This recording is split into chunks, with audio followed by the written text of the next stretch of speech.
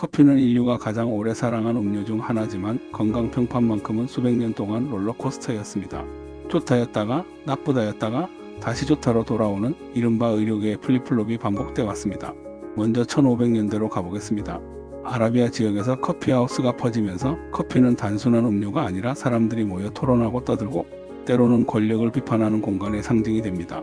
그래서 건강이 아니라 사회적 이유로 먼저 찍힙니다. 도박과 방탕, 비도덕성 같은 비난이 따라붙고 메카에서는 커피하우스가 금지되기도 했습니다. 커피가 몸에 나쁘다기보다 커피가 만드는 분위기와 여론이 불편했던 시대였습니다. 1600년대로 넘어가면 분위기가 확 바뀝니다. 당시에는 깨끗한 물이 귀했고 술이 생활 속 음료였던 지역도 많았습니다.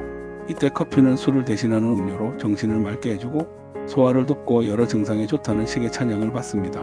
하지만 동시에 반작용도 생깁니다.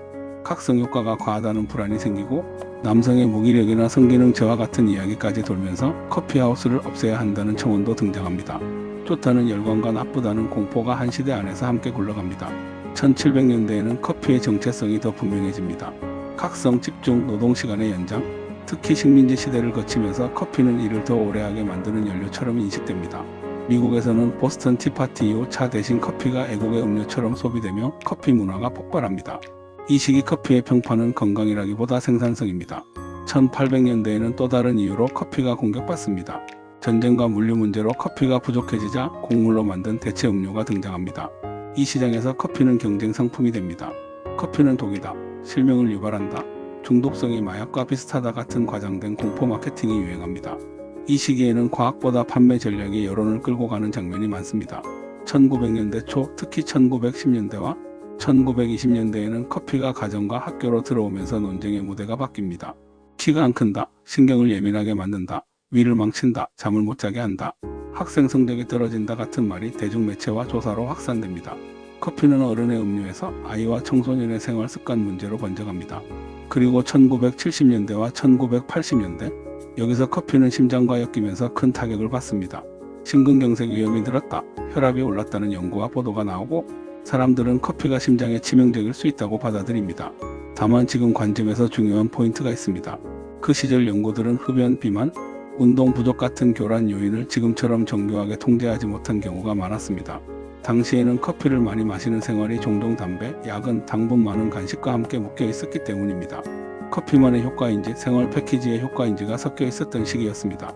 2000년대 이후로 들어오면 연구의 언어가 바뀝니다. 단일 연구 한두 개가 아니라 수십 개에서 수백 개 연구를 모아 통계적으로 다시 읽는 메타 분석, 더 큰 우산 연구가 중심이 됩니다. 이 단계에서는 흡연 같은 교란을 최대한 통제하려고 노력하고 결과도 한쪽으로 기웁니다. 대체로 성인에서 적당한 커피는 해보다 이득 신호가 더 자주 관찰됩니다. 특히 블랙커피 기준으로 하루 3잔에서 4잔 정도가 심혈관 질환, 일부 암, 신경계 대사관 질환, 전체 사망률 같은 지표에서 가장 일관되게 유리한 구간으로 자주 제시됩니다. 다만 여기서 오늘의 결론은 커피가 만병통치약이라는 이야기가 아닙니다. 현재의 입장은 이렇게 정리하는 것이 정확합니다. 커피는 많은 연구에서 좋은 방향의 연관이 반복되지만 상당수가 관찰 연구라서 인과를 단정할 때는 조심해야 합니다. 그리고 사람에 따라 위험 구간이 분명히 존재합니다. 첫째, 임신 중에는 기준이 달라집니다. 카페인은 태아가 분해하기 어렵고 임신 중에는 카페인이 몸에 머무는 시간이 길어질 수 있습니다. 그래서 여러 권고에서는 임신 중 카페인을 하루 200mg 미만으로 제한하라고 말합니다. 둘째, 골절 위험이 높은 여성은 과다 섭취를 피하는 편이 안전합니다. 여성 중에서도 이미 골절 위험이 높은 집단에서는 커피가 위험을 올릴 수 있다는 신호가 보고되어 왔습니다. 셋째, 수면이 무너져 있는 분은 커피가 건강 음료가 아니라 수면을 망치는 트리거가 될 수 있습니다. 특히 오후 늦게 마시는 습관은 수면의 질을 떨어뜨릴 가능성이 큽니다. 넷째, 커피의 건강성은 무엇을 넣느냐에서 크게 갈립니다. 크림과 설탕과 시럽이 들어가면 커피의 이전보다 칼로리와 당이 먼저 문제가 됩니다.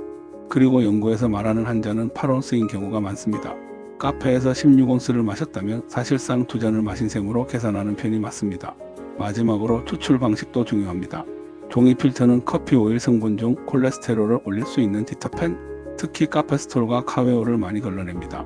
반대로 프렌치 프레스, 터키식 끓인 커피처럼 필터링이 약한 방식은 이런 성분이 더 남을 수 있어 LDL이 신경 쓰이는 분에게는 불리할 수 있습니다. 정리하겠습니다. 커피는 역사적으로 도덕, 생산성, 상업 경쟁, 대중의 불안, 그리고 과학의 발전에 따라 좋다 나쁘다를 반복해왔습니다. 지금의 결론은 단순합니다. 대부분의 성인에게는 적당량의 블랙커피가 건강한 생활에 포함될 수 있습니다. 다만 임신 중 골절 고위험 여성, 수면 문제, 그리고 높은 LDL이 걱정되는 분은 섭취량과 시간, 추출 방식을 개인화해서 조정하는 것이 현재 기준에서 가장 안전하고 합리적인 선택입니다.